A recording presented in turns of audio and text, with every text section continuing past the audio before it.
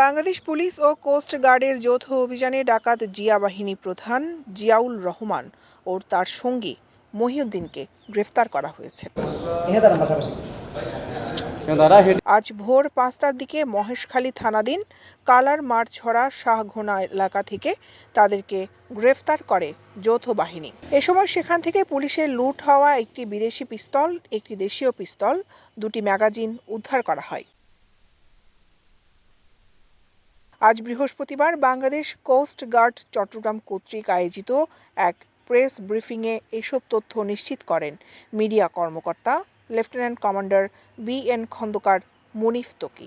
জিয়া বাহিনীর প্রধান জিয়াউল রহমানের বিরুদ্ধে অস্ত্র, হত্যা, ডাকাতি মামলা সহ একাধিক মামলা রয়েছে বলে জানান তিনি। জিয়া রহমান সাহেবের বিরুদ্ধে 14টা মামলা, ইতিপূর্বে এর আগে 14টা মামলা রয়েছে। তার মধ্যে হত্যা মামলা রয়েছে 5টি, অস্ত্র মামলা রয়েছে 1টি, হত্যা চেষ্টা মামলা 2টি, চুরি মামলা 4টি, ঘর পোড়ানো মামলা 1টি এবং অপর মামলা 1টি রয়েছে। 14টা মামলা। তবে উদ্ধারকৃত অস্ত্র, গোলাবারুদগুলো সরাসরি আটককৃতদের হেফাজত থেকে উদ্ধার করা হয়েছে কিনা এমন প্রশ্নে কোস্ট গার্ডের এই কর্মকর্তা জানান, তাদের হেফাজত থেকে উদ্ধার করা না হলেও যৌথ বাহিনী দেখে পালানোর সময় সেখান থেকে উদ্ধার করা হয়। তারা যখন ঘটনাস্থল থেকে পলায়ন করে তখন তারা ওখান থেকে পড়ে যায়।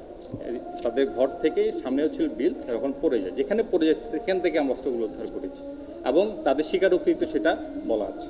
তাদের ভাষ্য মতে তারা এটা অন্য জায়গা থেকে সংগ্রহ করেছে, বাট এটার বিস্তারিত বিবরণ আসলে তদন্ত করে বলা যাবে। গ্রেফতার জিয়াউল অনেকদিন যাবৎ জেলে ছিলেন। অনেক আগে আত্মসমর্পণ করে স্বাভাবিক জীবনে ফিরে আসেন তিনি। তবে বিগত সরকার আমলে তার এলাকায় যেতে পারেনি জিয়াউল। গতকাল বিয়ের অনুষ্ঠানে এলাকায় গেলে সেখান থেকে গ্রেফতার হন তিনি। তিনি বিএনপির রাজনীতির সাথে জড়িত বলেও জানা গেছে।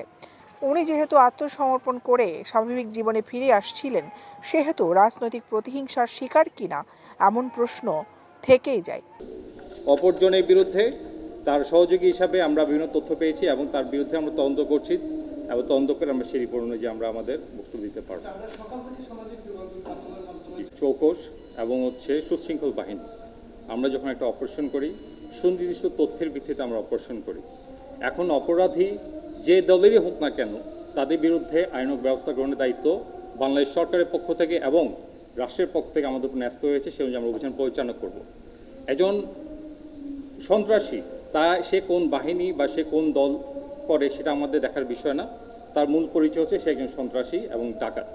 এবং সে যদি অত্যন্ত ভালো ব্যক্তি হতেন তাহলে তার বিরুদ্ধে ইতিপূর্বে 14টা মামলা হতো না। তার মধ্যে হত্যা মামলায় রয়েছে 5টি এবং সে পুলিশে এজাহারভুক্ত আসামি, তার নামে ওয়ারেন্টও আছে। সো তার সাথে সবচেয়ে বড় কথা, গতকালকে যে অপারেশন হয়েছে, অপারেশন চলাকালীন তার কাছ থেকে আমরা পুলিশ হতে যেই সব অস্ত্র লুট হয়েছে তার মধ্যে একটা অস্ত্র তার কাছ থেকে আমরা উদ্ধার করি এবং একই সাথে সেখানে 22 রাউন্ড তাজাগুলোও পাওয়া যায়। এই বিষয়টাকে আমলে নিয়ে তাকে আমরা আইনক ব্যবস্থা গ্রহণের জন্য পরবর্তী কার্যক্রম গ্রহণ করব। এদিকে তার সঙ্গী হিসেবে গ্রেফতার মহিউদ্দিন দেশ ফেরত প্রবাসী বলে জানা গেছে। জিয়াউল রহমানের সাথে তার সম্পৃক্ততা নিয়ে এক প্রশ্নে কোস্ট গার্ড মিডিয়া কর্মকর্তা খন্দকার মুনিফ তকি বলেন, তার সঙ্গীর কাছ থেকে বিভিন্ন তথ্য পেয়েছি, বিস্তর তদন্ত সাপেক্ষে বিস্তারিত জানা যাবে। উনি প্রবাসী হতে পারেন, উনি স্বদেশী হতে পারেন, দেশের একজন নাগরিক হতে পারেন, যে কেউ হতে পারেন, কিন্তু আপনি যখন একজন ডাকাতের সহযোগী হিসেবে আপনাকে ঘটনাস্থলে উদ্ধার করা হবে, যতক্ষণ পর্যন্ত তদন্তে আপনি প্রমাণিত হচ্ছেন যে আপনি নির্দোষ, ততক্ষণ পর্যন্ত তাকে আমরা দোষী হিসাবে আমরা দেখব এবং সে অনুযায়ী আমরা আইনক ব্যবস্থা গ্রহণ করব। দৈনিক আজাদী নিউজ ডেস্ক।